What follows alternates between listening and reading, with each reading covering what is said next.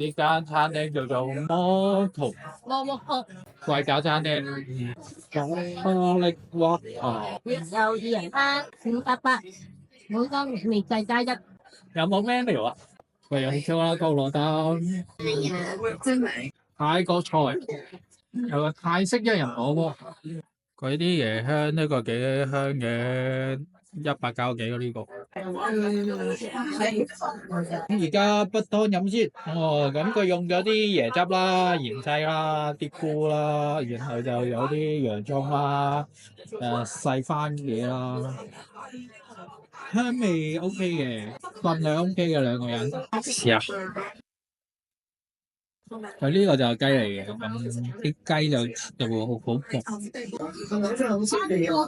雞胸佢煲呢個湯，咁咪好柴咯。即係如果佢用啲雞髀嗰啲，會好啲嘅，會滑啲嘅。但係佢用雞胸或者係因為減肥嘅，個湯嘅雞味就冇乜，椰汁 OK，泰式嘅煮法，唔算特別出彩。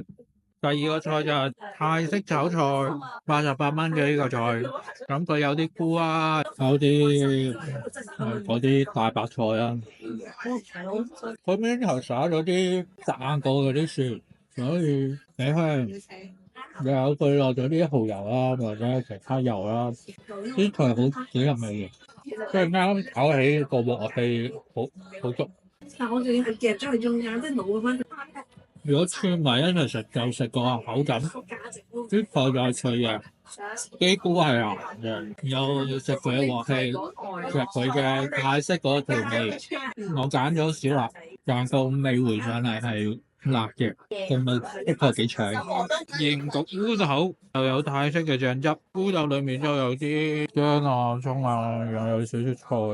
佢就冇清過涼面魚皮，魚皮就比較鹹嘅，佢有骨。佢有另一個食法就，佢覺得鹹鹹嘅。有一個人係堅持都仲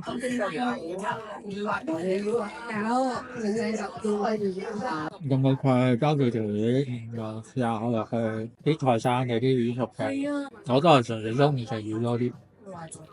鹽焗烏頭喺屋企整就比較難嘅，出街嗌就簡單啲。